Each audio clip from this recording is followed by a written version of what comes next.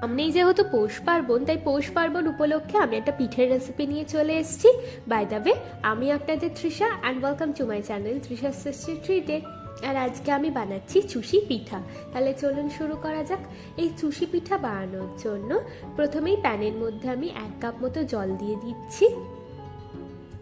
এবার তাতে স্বাদ মতো নুন আর 1 চামচ মতো ঘি দিয়ে দেব। দিয়ে জলটা ফোটা পর্যন্ত আমরা অপেক্ষা করব।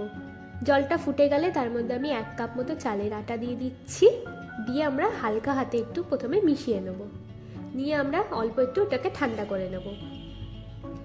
উষ্ণ গরম থাকা অবস্থায় যেভাবে আমরা আটা বা ময়দা মাখি, ঠিক সেইভাবেই আমাদের এটাকে মেখে নিতে হবে।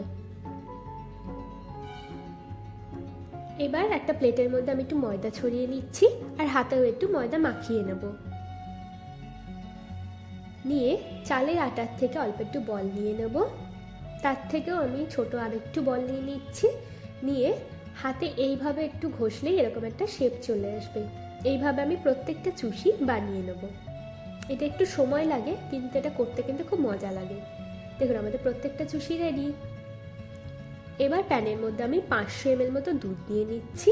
আচ্ছা, বলে রাখি আমি এখানে কিন্তু ফুল ফ্যাট মিল্কের ইউজ করেছি। এবার দুধটা হালকা একটু গরম করে তাতে আমি 2টো এলাচ আর একটা তেজপাতা আর 5 চামচ মতো চিনি দিয়ে দেবো। দিয়ে ভালো করে মিশিয়ে নিচ্ছি। চিনিটা আপনারা কম বেশি আপনাদের মতো করে নেবেন। এবার আমি চুষিগুলোকেও এর মধ্যে দিয়ে দেবো।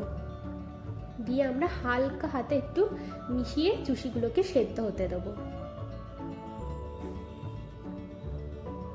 দেখুন, আমাদের চুষি পিঠে কিন্তু একদম রেডি আর চুষিগুলোও আমাদের সেদ্ধ হয়ে গেছে। চলুন এবার এগুলোকে সার্ভ করা যাক। আমার ভিডিওটি যদি আপনাদের ভালো লেগে থাকে তাহলে প্লিজ একটি লাইক করবেন, প্রচুর শেয়ার করবেন, আর এরকম আরও ভিডিও পেতে আমার চ্যানেলটিকে সাবস্ক্রাইব করবেন। টাটা।